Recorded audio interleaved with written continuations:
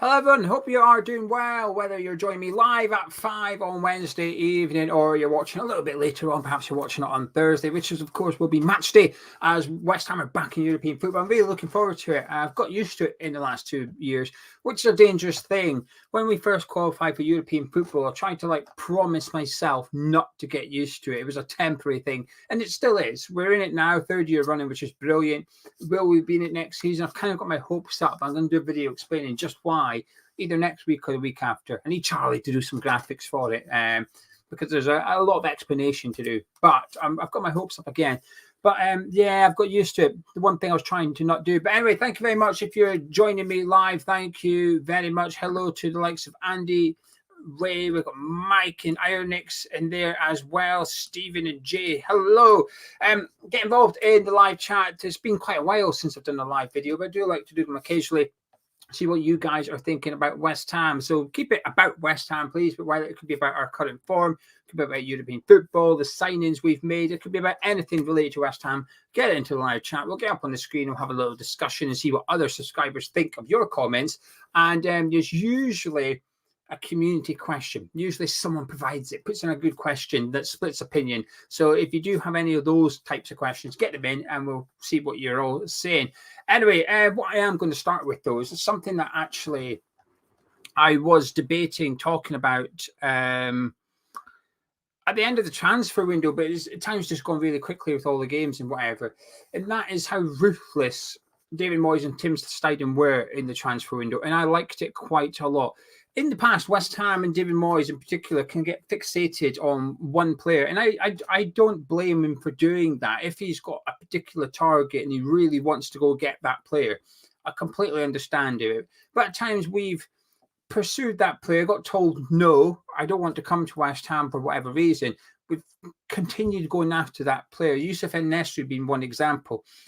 And that causes delays. And then eventually, when we do move on, we've got less time. Perhaps this sort of second choice target is no longer available. There's repercussions for going after your one and only target.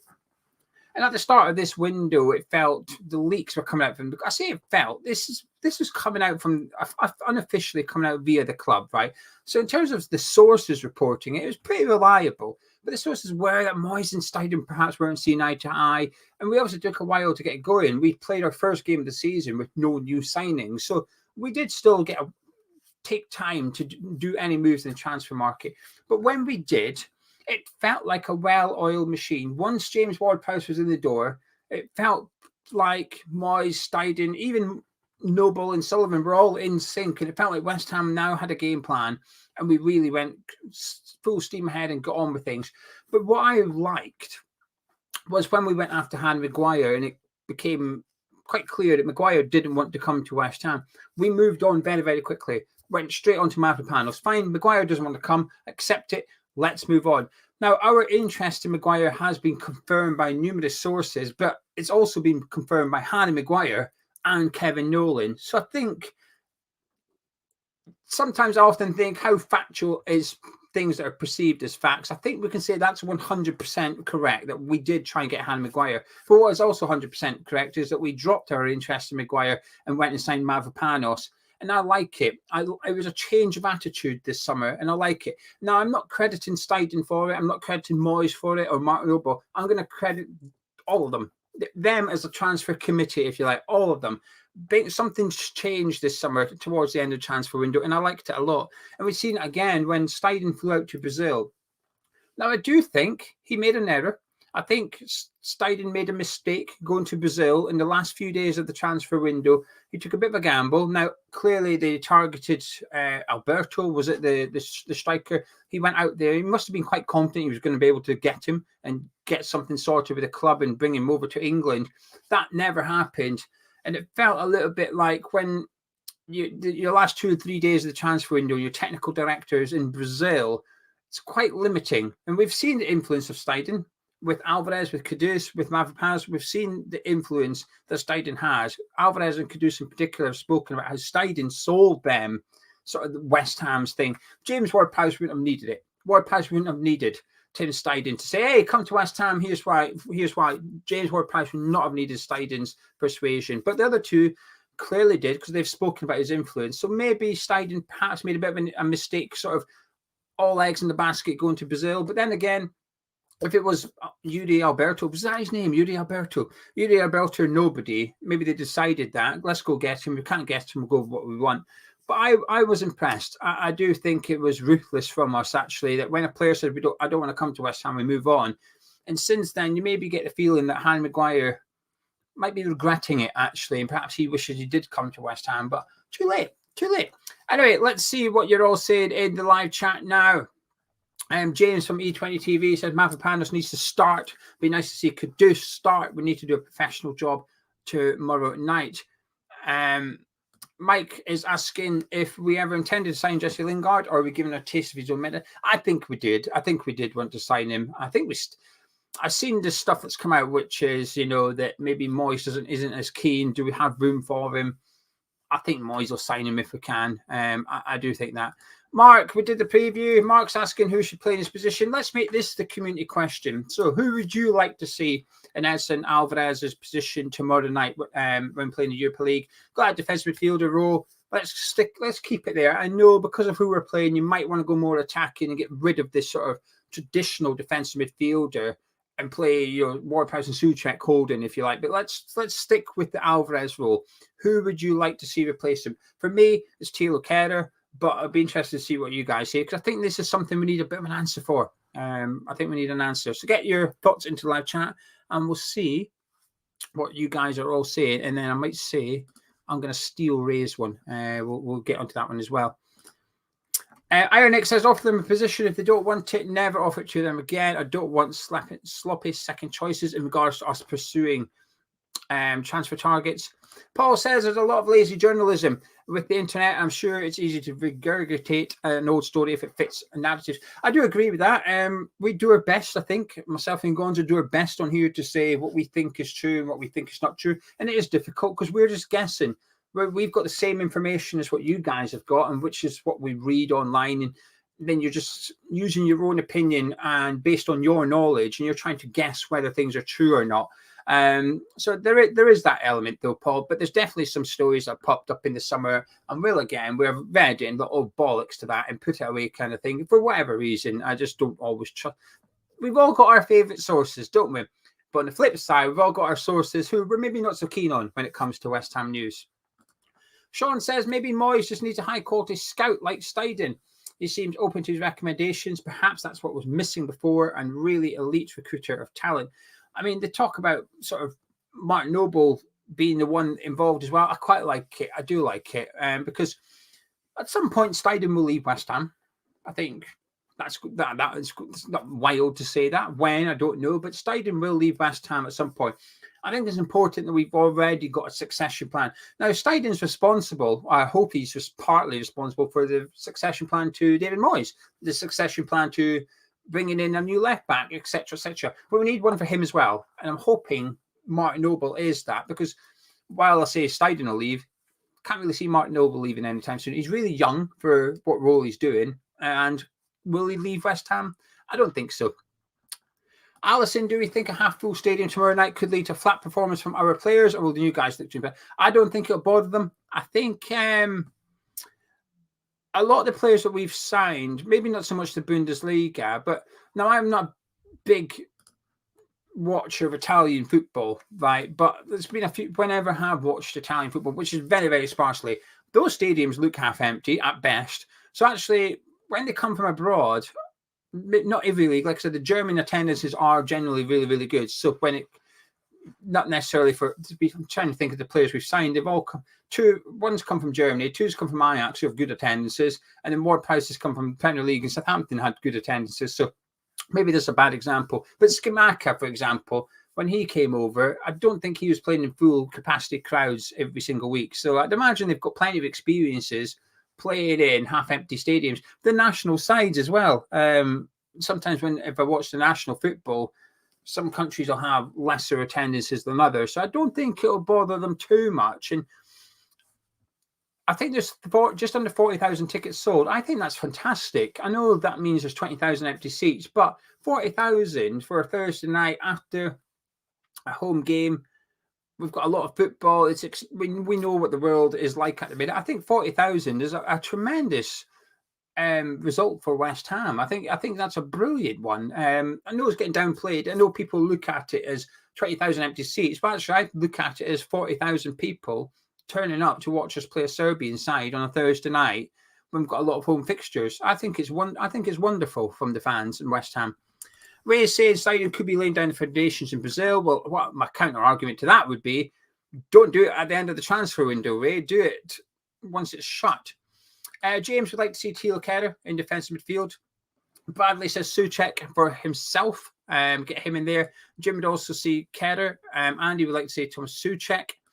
Anthony thinks it has to be Kehrer. Ralph would like to see Potts, although a bit difficult considering he's out on loan. But I appreciate what you're saying, Ralph. Long-term Potts. Don't watch says Kerr's only one. Paqueta could as well, but let's not go there. I do get what he's trying to say. Before people say anything to him, I get what he's trying to say. Bradley said Alvarez and Pablo should start, not Souček. Alvarez is suspended for tomorrow night, in case anyone is unaware. Ben says, do we risk losing Mubama if Moyes doesn't take his playing time seriously? He's an Antonio replacement. I'm seriously worried he will move to a better championship club. Yeah, I have a concern about that. I think Mubama needs opportunities. Otherwise, yes, he's still young, but he will know he's got talent. Mubama will know he can make it. He's sort of not done it at West Ham. When he's been given a chance, he hasn't failed to impress. So he will know he will get opportunities elsewhere. Mancunian says, no defensive. Mancunian, there's always one. It was a hypothetical thing. Okay. Forget Serbian then. We're not playing the Serbian team. We're playing Liverpool on Sunday. Alvarez isn't available. He is, but let's just say he wasn't. Who would you play? Maybe you would still go gung-ho attack at Anfield. Fair plays. Jay would put Souček or Ward-Prowse in there. One of those two in there. Nick says Souček isn't as good as Alvarez. Paqueta, Kudos, Ward-Prowse and Bowen in midfield. Mubama up front. Len would put Ward-Prowse in Alvarez's spot. I can see that. Tony Gale said that. So you've got Tony Gale in your side. Bill said Thilo Kehrer is then because of Potts being out. Ironik says Thomas Souček to get in there as well. Happy Hammerat, yes, we do. We do have George Earthy in the squad. However, he played last night. We beat Bristol 3-1 and George Earthy played and scored in that game. So I think that would rule him out of the squad for Thursday. But he's eligible. We can play him if we want to. Phil said Souček in front of the back four. Replace Alvarez with Fornals. So then you've then got Ben Ramos, Kudus, and Antonio and Mubama up front as well. Amin says, what do you think about Ben Ramos' form right now? Just give your opinion if he could evolve under another head coach. It's not great. He's not in good form at the minute. I think he's still a useful player, though. Do I want to see him sold? Not necessarily. But if a decent bid came in for him, I wouldn't be sad to see him go. He's one of those players. I'm happy with him at the club, but the club decided to sell him. I'm okay with that as well. It's like Thomas Souček. I'm okay with Souček at West Ham, but if we decided we're going to sell him, I'm okay with that as well. I wouldn't be disappointed or sad to see him leave. Connor said he would like Kehrer in midfield, quick, can defend, has the centre backs behind him, protect the ball, great passer. I think he's a brilliant passer as well. I think he's a brilliant passer. And Thomas, I can see Kehrer playing there, but I'd play him at right back for this game. Minnie just agrees with me that 40,000 for tomorrow night is a really good attendance. Leo thinks that people are worried about the attendance because we're the reigning champions of the Conference League and this is our first European game back. Honestly, I'm fine with it. I'm not too... People have to prioritize. Look, I'm not going, right? I'm not going. I can't afford it. Also, I couldn't get home. If I went to the game tomorrow night, I'd have to stay over. So train down, stay over, train back, ticket for the match. It's expensive. It's not a cheap thing. I have to pick and choose what games I can go to. So I'll look at West Ham fixtures and think I could get that one. I can go to that one. I need to plan it in advance. So I can book the train tickets before they're extortionate. I was going to do a video with Nicky from West Ham Fan TV not too long ago, but he didn't know when. So it was a short notice thing, but I knew it was a short notice thing. It was a case of he can only give me 2 days notice and then I'd go down to London with Phil. And when he gave me the notice, the train was 260 quid return or something. Nicky was genuinely like, you're actually better just getting on the train, and if you get caught, paying the fine. Maybe not quite like that, but the point was it's 260 quid return from London. So, you know, that's without staying over. So if some games I go to, it costs me like £400 to go to home. I can't afford that. So I've got to pick and choose which games to go to. And like I said, book it in advance and pray that TV don't get involved. You know, I'm looking at the West Ham fixtures for November, thinking, oh, maybe that one, but TV might shift it. So I can't touch it. Can't book trains until TV have done. And then any Sunday game, scratch it. There's no trains back for me, so I've got to stay over. It's expensive, so I've got a lot of sympathy for people, and I understand why some people can't go tomorrow night. And the reality is, some people might think, if it costs Y amount to go to a game, will I do it for a Serbian team at home on a Thursday? No. But if we make the quarterfinals, yes, because I've saved up. I've waited for this fixture. I know people say, well, hang on, if you're going to go to that one, you've got to go to the other one. It doesn't work like that. Not everybody can afford it. So just go to the ones you want to go to. And if you're not going to a game, don't worry about it. Just go to the ones you can afford to. Adam says, I see fans wouldn't mind getting third and getting into the Conference League. I think we're a great shot in the Europa League. Where do you think our level is? And thoughts on the new format? I don't like the new format. I'm going to discuss that next week. Adam, thank you very much. Don't like it. I'm okay finishing third. I'd rather win the group. I'd rather stay in the Europa League. But if we finish third, I think we'd possibly go on and win the Conference League, and I'm okay with that as well. Of course, I prefer to advance out the group stages, but, you know, I was one of the ones, Adam, I said it in preview of Gonzo last night, which is I'm okay with finishing third. Would I be disappointed? Yes, but I'd get over it pretty quickly and start to look forward to the Conference League very, very soon, because I don't have that snobbery. I know we've won it. I loved winning it, and I don't understand the snobbery towards it. I'm not saying you do, but the non-West Ham fans, it's a nothing trophy. But great, it's still a European trophy. So I'm okay with it. I think we've got a tough group. I think not tomorrow night, but I think Olympiacos will be a tough game. I think Freiburg is a tougher game for us as well. But I think we can get out the group. Whether we can go as far as we did 2 seasons ago, I'm not too sure. But we're better than we were 2 years ago. So you never know. You never know. Leo said we could play a back three and play 2 centre midfielders like Souček and Ward-Prowse, or Fornals with Paqueta getting some rest. Thomas thinks Benrahma will come good again. He blows hot goal. I agree with that, by the way. I agree with that completely. Stephen says settling for third is not the attitude to take before you start a competition. For what it's worth, Stephen, I don't want Moyes to have my attitude of, if we finish third, I'll get over it. I don't want Moyes to have that attitude. I want Moyes to only want to win the group, and I think he will. A fan's opinion is completely different to what you'd expect from the club's opinion, in my opinion. Anyway, there you go. Ken says, bunk the trains. Honestly, it's cheaper if I get caught and then pay the fine or whatever, but it's 280 quid return. It's a bit mental, weren't it? And our child says cheaper to fly. Again, there is an airport nearby, but I've got to go north to get the airport before going south. Thomas says, not only is the Conference League a trophy, it's a route back into European football. I agree. Mancunian Hammer. Now he's going to feel my pain, because he's assuming he still lives in Manchester. It's you won't be too far from myself, so I can completely understand your pain. He says it's outrageous. Love to go down, but it's so bad for motorists. They expect people to use public transport, which is a rip-off, slow, and is inhabited by the public. Completely agree. It's difficult. It is difficult. Andy said it's money. Why I'm not going simple as it's money for me as well, Andy. Thomas says train fares are disgusting. How they can justify prices beyond him. Plus, you're buying a ticket. There's no guarantee of a seat. And Paul says, I hear on other channels about who's going to finish top 4, but isn't Champions League available for top 5? Can anyone clarify this? Video coming next week. Don't you worry, Paul. Next week, we will have a video all about European qualification via the league this season and why I think we will qualify for European football this season. Well, qualify for football. Why I think we should be aiming to. And you know what? I think we might just qualify for European football next season. It requires a lot of luck. But I will explain it in next week's video. I could explain it now verbally, but I think it's easier with the visual side of it as well. We've done the videos in the past, you know, the ones where I talk and Charlie does all the moving bits and makes the video look good, gets rid of this ugly mug and puts pretty stuff on the screen. One of them coming up next week, explaining all about the qualification for European football and why I think West Ham will be playing European football again for the 4th season in the row. Barry would like to say, could you start Kerr for Saval and could you start on the left wing? James, am I surprised how West Ham started? I am. I absolutely am. I was disappointed by the performance away to Bournemouth. I was disappointed by the lack of desire to win that game because of what followed. It's probably an okay result in hindsight. However, it doesn't change my opinion on the day. I was a bit disappointed. Loved beating Chelsea. Absolutely loved beating Chelsea.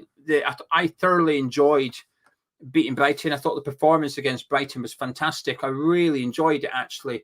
Yes, Areola was man of the match. Yes, Brighton could have scored 5, but they didn't. And also, I think we could have scored another couple of goals as well on top of our 3. I loved that performance. De Zerbi is tactically possibly one of the best managers in the league at the minute. I think you can put Pep in there and you can put Klopp in there. But in terms of the way he manages stuff in the games and that, he's up there. And we went to their gaff and done them. And it's not an easy thing to do. And we've seen how good Brighton are since. We'll see it again. One thing I noticed, which I felt this. I've said it in a few videos. I feel like we're attacking quicker. Our counter-attacks have got a lot quicker this season. In transition, we're moving the ball faster. And the build-up for the Burnley-Nottingham Forest game, they were having a look at speed of attacks and how many passes it takes to do your attacks. And ourselves and Nottingham Forest are the 2 quickest sides at attacking this season. Now, that can also equate to long ball football. Okay, there's going to be a correlation between going long and being quick at attacking. There is. But it just played into what I feel like I've seen. Because I don't feel like we have been long ball. I don't feel like we're launching it and running after it. I don't feel like that. I think the game against Luton was a little bit boring at times, but it was a different game for us, a different test. And we've lost that game in the past. That was a bit of a banana skin, but we were very professional, very calm, went about the business, won comfortably in the end.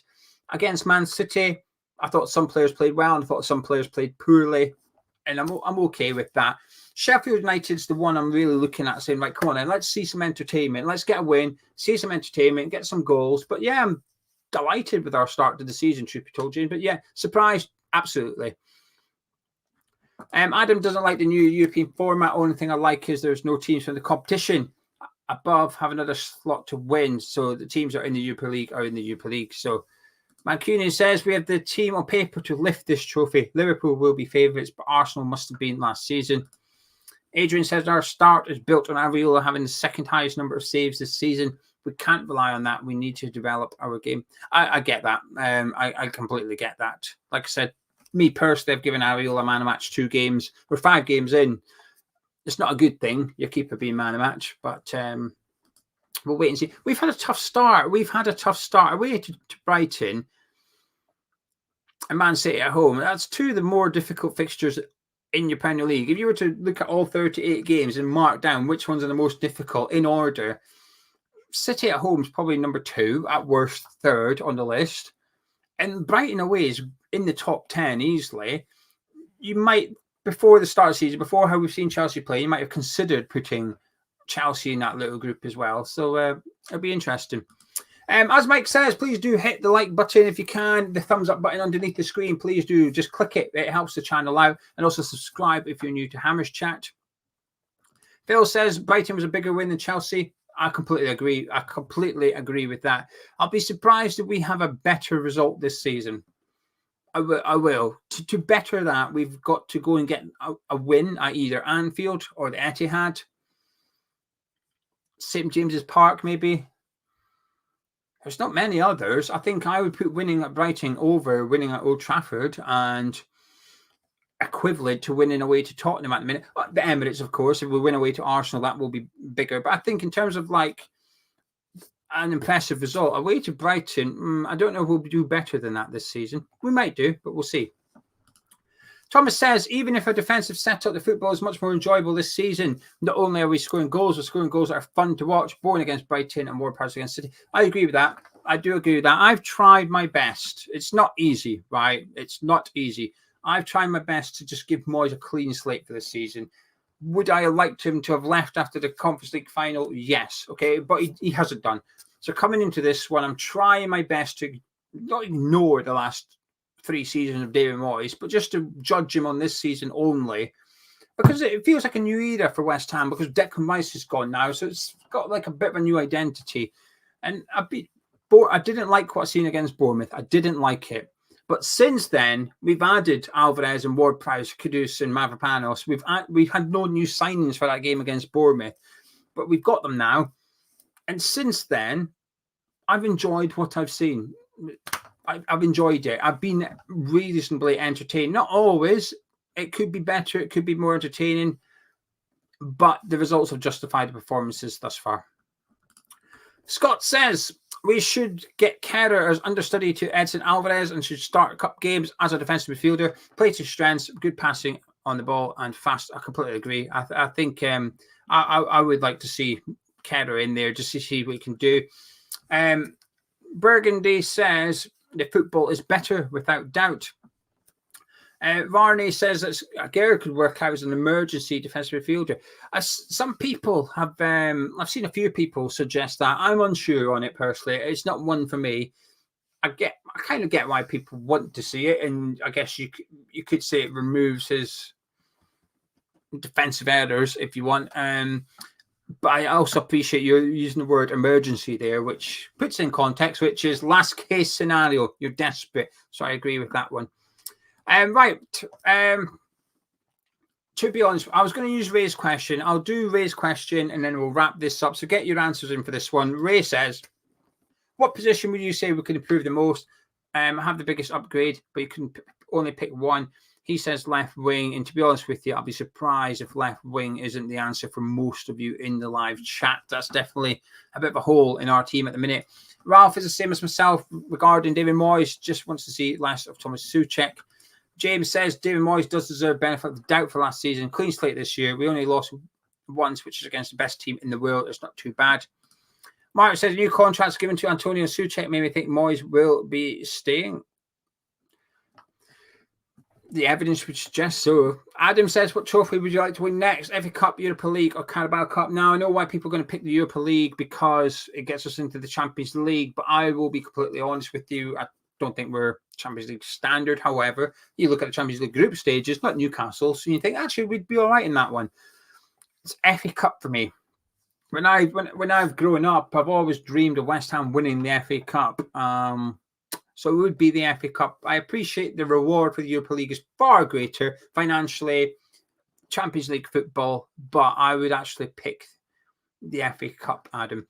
James says right back. I get that, actually. I completely get that. Phil says striker. David would like to see a left back. Kerry says right back. Paul says easily left wing. Mancunian also says left wing. We've got 2 great right wingers. Thomas says the manager. Mike says it's nice to have squad depth, but definitely upgrade the left wing position. Ralph says right back as well. Adrian's liking Chester's a right wing back. Hope he gets some game time tomorrow. Paul would like to win the Europa League if he had a choice. Adam would upgrade left to right back. Ooh, left back's interesting. I'll be honest with you. I was okay with Emerson last season. I thought he had a good season. But I wouldn't say he blew me away. He didn't nail down that spot for me. So when there was talk of Creswell leaving, I thought, great, let's go get Ian Matson in, who's going to nudge Emerson out of the team.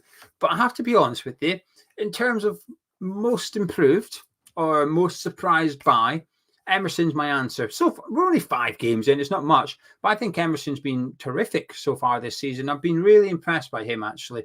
So not left back for me anymore, but we're going to have to do something with Alan Creswell. James says we need a right back who can carry the ball up the pitch and can deal with pace. Suval's been good, but we need a faster right back. Bardi was gutted we didn't get Ekitike from PSG. We do need a good striker to lead Danny Ings away from the team. Varney says FA Cup and defend the Conference League would be a nice cup double.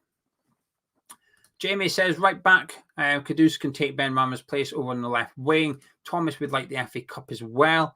Mark says, give Kone a go on the left wing, sell Ings, and go get a young striker.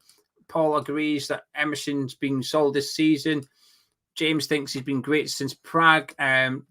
Davis says Emerson's a 7 out of 10 every game. Mancunian says he's inconsistent, pretty handy going forward.